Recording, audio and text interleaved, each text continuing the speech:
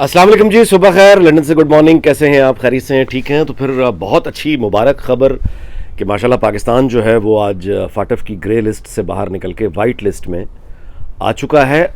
रस्मी ऐलान बाकी है। मतलब इस वक्त तक आप यूँ समझिए कि हर जानिब से मुराद ये कि सिर्फ पीपल्स पार्टी नहीं बल्कि PMLN और फिर दुनिया के इंडिपेंडेंट जो न्यूज़ ऑर्गेनाइजेशंस हैं वहाँ से अभी तक की खबरें तो यही हैं कि इंशाल्लाह बर्लिन में जो उनका इजलास हो रहा है आज शाम को, इसका कुछ देर के बाद फॉर्मली अनाउंस भी हो जाएगा कि पाकिस्तान वाइट लिस्ट में आ चुका है। अच्छी खबर है जी, हमें यकीन करना चाहिए। और ये भी मैं आपको याद दिलाता चलूँ कि दोबारा से साबित हुआ है कि आसिफ अली जरदारी ने आप देखिए कि सारी की सारी इंपॉर्टेंट मिनिस्ट्रीज़ जो हैं वो महंगाई, लोड शेडिंग, वो सारा कुछ शहबाज शरीफ साहब ने उठ के अपने बोझ उठा लिया, including law and order, including interior ministry. आप देख रहे हैं कि ये जो झूठे न्यूज़ चैनल जो झूठ बोल के कामयाब हैं और वो तमाम लोग जिनके बारे में सिर्फ प्रेस कॉन्फ्रेंसेस हो रही हैं वो सारे के सारे आज़ाद हैं। ये राना सनाउल्लाह की कारकर्दगी चैलेंज हो रही है। तो हर जगह से जो बोझ है वो शहबाज शरीफ साहब ने उठाया और बिलावल भुट्टो को इन तमाम चीज़ों से निकाल के उन्होंने बहुत खूबसूरती से फॉरेन मिनिस्ट्री साफ़ सुथरी और उसके बाद एक टीम बनाई, हिना रब्बानी खर साहब और बिलावल भुट्टो साहब, और कोई शक नहीं कि दोनों ने बेहतरीन कारकर्दगी का मुजाहरा किया। और इंशाअल्लाह ताला इसकी फॉर्मल अनाउंसमेंट हो जाएगी तो ये 100% क्रेडिट जो है ये पीपल्स पार्टी को जाएगा और पाकिस्तान को इसका फ़ायदा है और ज़ाहिर है कि मुबारकबाद हो। यहाँ पे आप अंदाज़ा लगा लीजिए कि किस तरह के मसाइल पाकिस्तान में आते हैं कि यही कंडीशंस पूरी करने के लिए जब नवाज शरीफ कहता है और सिक्योरिटी इस्टेब्लिशमेंट को ब्रीफ करता है कि दुनिया मानने के लिए तैयार नहीं है, हमें आगे चलने के लिए ये कंडीशंस पूरी करनी है, तो उसके बाद उसकी खबर ही छपी थी ना, डॉन लीक्स क्या था, यही बात थी। और क्या था डॉन लीक्स? गूगल करें, निकाल के पढ़ें क्या है वो। अच्छा, तो वो गद्दारी और मुल्क दुश्मनी और वो सारे का सारा एंटी स्टेट वगैरह एक लगा के नवाज शरीफ पे और पूरी पार्टी पे वो लदा कर दिया गया। और जब अपनी कोशिश की इमरान खान के साथ मिलकर तो आंखें खुल गई। बिल्कुल वही जो पहले नवाज शरीफ और मुशर्रफ वाला मामला था कि वो भारत से ठीक करने जा रहा था, मुशर्रफ साहब बीच में आया कि नहीं, और जब खुद आके संभाला तो फिर मिन्नतें करने चले गए। यही हमारी कहानी है। तो वही अब भी ये हुआ। अब इससे आगे आए, एक होता है कार्रवाई ग्रुप। वो कार्रवाई ग्रुप हर पार्टी में होता है, हर इदारे में होता है, हर दफ्तर में होता है। कार्रवाई ग्रुप का काम ही मीडिया में बहुत कार्रवाई ग्रुप है मीडिया में, तो बहुत ही ज़्यादा। वो खबर किसी होती है जूनियर की, वो सीनियर एक आता है ऊपर से अपनी मोहर लगाता है, अपने नाम से छाप देता है, अपने नाम से चला देता है, खबरें चोरी कर लेते हैं। मतलब ये सब कुछ होता है। कार्रवाई ग्रुप होता है। वो कार्रवाई ग्रुप जो है PMLN में भी है। तो इंजीनियर खुरम दस्तगीर साहब का मैं ट्वीट पढ़ रहा था कि जैसे ये खबर आई है फ़ौरन उन्होंने शहबाज शरीफ की क़यादत में, शहबाज शरीफ की वजह से शहबाज शरीफ कार्रवाई ग्रुप। लेकिन PMLN का जो अपना मैं ये वीलॉग शुरू करने से पहले उनका जो ऑफिशियल अकाउंट से जो उन्होंने पार्टी का रद्द-ए-अमल दिया वो बहुत पुरवकार, बहुत अच्छा दिया है। उसमें उन्होंने कोई क्रेडिट लेने की कोशिश नहीं की। बिलावल भुट्टो का नाम लेकर मुबारकबाद भी नहीं दी, लेकिन क्रेडिट भी नहीं लेने की कोशिश की, पुरवकार तरीके से मुबारक दी है। यही पार्टी लाइन होनी चाहिए, वकार इसी में ही है। देखिए, आपके इत्तेहादी हैं, वो आपके कोलिशन पार्टनर्स हैं, तो उनकी सक्सेस है तो आप उनको क्रेडिट देंगे तो उससे आपका कद छोटा नहीं होगा। और अगर आप उन्हें आज क्रेडिट देंगे तो कल वो भी आपको क्रेडिट देंगे। ठीक है ना, ये एक अच्छी रवायत है। आगे चलें जी। मेरा राब्ता रहा कल सारा दिन, मैं यानी मेरे वो तमाम कोलीग्स और दोस्त जो सिक्योरिटी इस्टेब्लिशमेंट से राब्ते में, उनकी यानी बीट का तकाजा, प्रोफेशनल उनका तकाजा ये है कि वो पोस्टिंग ट्रांसफ़र्स और इन चीज़ों पे नज़र रखते हैं। उनसे मेरी कल बात हुई और मुझे जो पता चला वो ये है कि एक तो तजवीज़ ज़ेर गौर है कि शायद ISI में कुछ बड़ी तब्दीलियाँ होने वाली हैं। मुमकिन है कि DG ISI जो हैं उनको तब्दील कर दिया जाए, अफवाहें हैं। और DGC जो एक और बहुत इम्पोर्टेंट ओहदा होता है ISI का, DGC, ये जनरल फैज़ DGC ही थे जब 2018 के इलेक्शन हुए।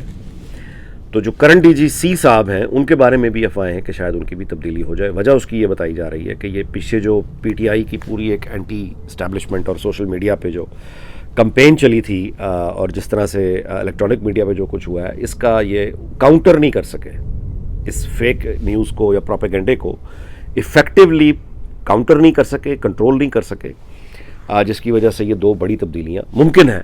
ये अफवाहें हैं कि ये आने वाले कुछ दिनों में आ जाएगा। इससे अगली खबर ये है कि वही जो जनरल कमर जावेद बाजवा की एक्सटेंशन वाली बात है वो डाई डाउन नहीं हो रही।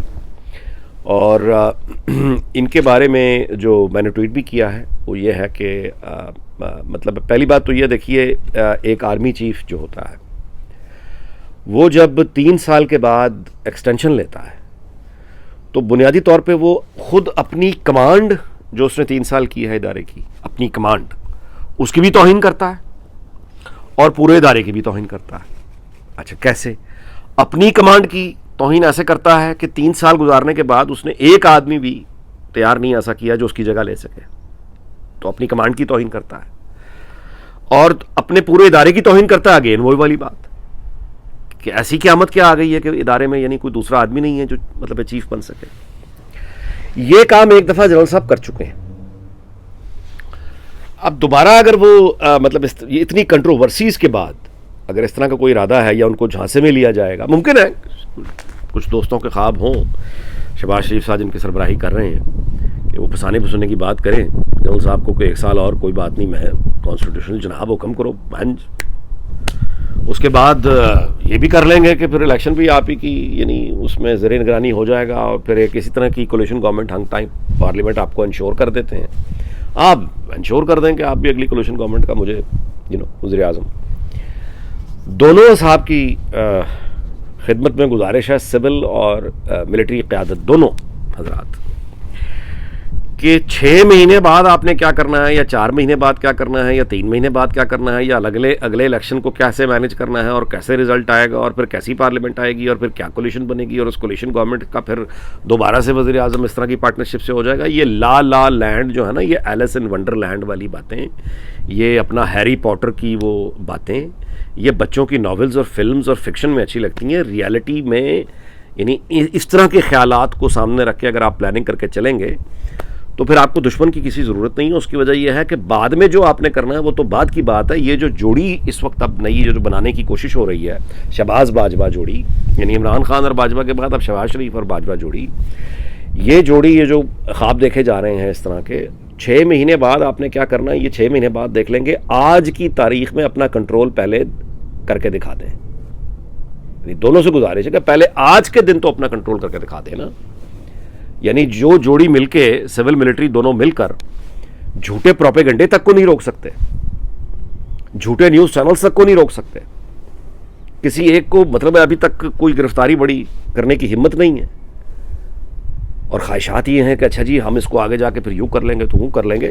तो इसके रद्द-ए-अमल में इस गुफ्तगू के साथ जो इतलात यानी पहुँची हैं, दस्तयाब इतलात ही हैं अगेन, वो ये हैं कि इसका एक रद्द-ए-अमल ये हो सकता है, यानी ये गुजारिश है जनरल बाजवा से कि वो जहन में रखें कि अगर इस तरह की कोई झांसे में वो आए तो फिर ऐन मुमकिन है कि पाक फ़ौज की हिस्ट्री में वो जनरल अयूब और जनरल याह्या के बाद तीसरे आर्मी चीफ हों जिनको फिर सीनियर कमांड बिठाकर उनसे इस्तीफ़ा तलब कर ले और ले इस्तीफ़ा। क्या वो ये लेगेसी छोड़ के जाना चाहते हैं?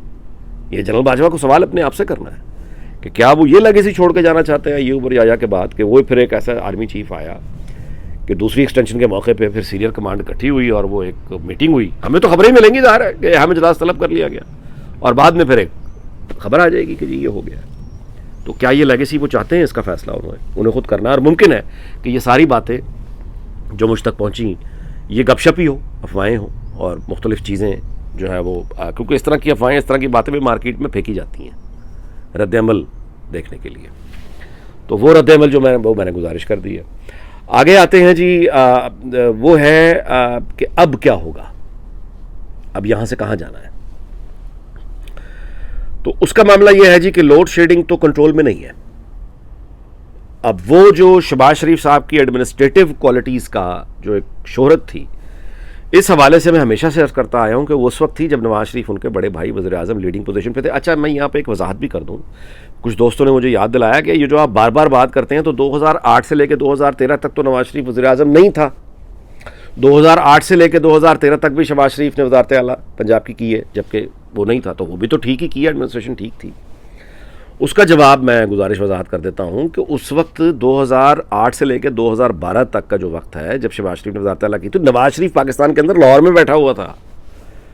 तो शहबाज शरीफ जिस वक्त एडमिनिस्ट्रेशन चला रहे थे तो पार्टी और पॉलिटिक्स सारी नवाज शरीफ खुद बैठा देख रहा था, लीडरशिप मौजूद थी। यानी बतौर वज़ीर आज़म नवाज शरीफ नहीं थे उस वक्त, लेकिन पॉलिटिकल पार्टी और जो भी मतलब आपका कहने का जो पॉलिटिक्स वाला सारा का सारा सेगमेंट है वो नवाज शरीफ ने संभाला हुआ था। शहबाज शरीफ वाकई एडमिनिस्ट्रेशन ही चला रहे थे, और यही 2013 से फिर आगे 2018 तक भी हुआ। फिर उन्होंने, क्योंकि लीडर ऊपर बैठा हुआ था नवाज शरीफ, तो अब कहाँ गई फिर इस वक्त कादियाना? अगर तो जो लोगों का ये बेसिकली मुझे ये कहना है कि जी शहबाज शरीफ की सलाहियतों का नवाज शरीफ की यानी मौजूदगी या गैर मौजूदगी या वज़ीर आज़म होने या ना होने से कोई ताल्लुक़ नहीं है, उन तमाम अहबाब से मेरा फिर ये सवाल है कि बता दीजिए कि नवाज शरीफ तो वहाँ मौजूद नहीं है, ना बतौर वज़ीर आज़म मौजूद है, ना बतौर पार्टी कायद मौजूद है, वो तो लंदन बैठे हुए हैं।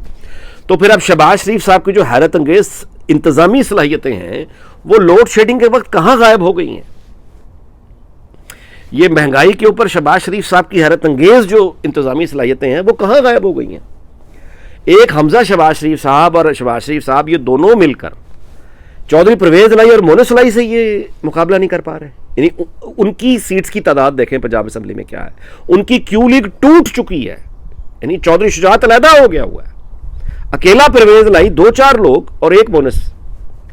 अगर ये इंतजामी सलाहियतें इनकी कि पंजाब में इनको नाको चने चबवा दिया अगलों ने, तो फिर ये सबके सामने। वी लोग इस बात पे ख़त्म करते हैं कि अल्लाह ताला हमारे हाल में खैर करे, और मैं आपसे गुजारिश करूं कि अभी भी टाइम है, फ्रेश इलेक्शन छोड़ दें। मतलब ये जो कीमतें दे रहे हैं या पीटीआई की हुई, ये सब पीटीआई का किया धरा है, जो सारे उन्होंने उठा लिया। सच बोल दें यार, लेकिन नहीं, मेरा ख्याल है बहुत नशा होता है, सिक्योरिटी की गाड़ियाँ, ये वो, आगे आदमी दूसरों के इल्ज़ाम भी अपने सर पे लेके कहता है कि हाँ मैं हूँ, हाँ मैं। वो पुराने ज़माने में एक लतीफ़ा आता था कि पंजाब पुलिस वो एक लतीफ़ा आपने भी सुना होगा पुलिस के बारे में कि हिरन को बहुत कीमती खो गया, नहीं मिल रहा था, तो सारी दुनिया की पुलिस हार गई। आखिर में हमारी पुलिस की बारी आई, वो जंगल में गए और वापस एक हाथी को मारते लेके आया, और हाथी जो है वो कह रहा था हाँ मैं हिरन हूँ, मैं हिरन हूँ, मैं हिरन हूँ, मैं हिरन हूँ। तो बस ठीक है, अब अगर हमारी ये जो सिविलियन क़यादत है पार्टी की, मुस्लिम लीग नून की, जो पाकिस्तान में बैठी है, वो अगर ये अपने शौक़ से कर रहे हैं कि हाँ जी हम बर्बाद हमने किया, तो ठीक, सिक्योरिटी वाकई बहुत अच्छी होती होगी। अच्छा जी, अल्लाह ताला पाकिस्तान को, उसके हमसायों को, अमेरिका बरतानिया समेत पूरी दुनिया को शाद और आबाद रखे। अगले वीलॉग में मुलाकात होगी, अपना ख्याल रखिएगा। अल्लाह हाफ़िज़।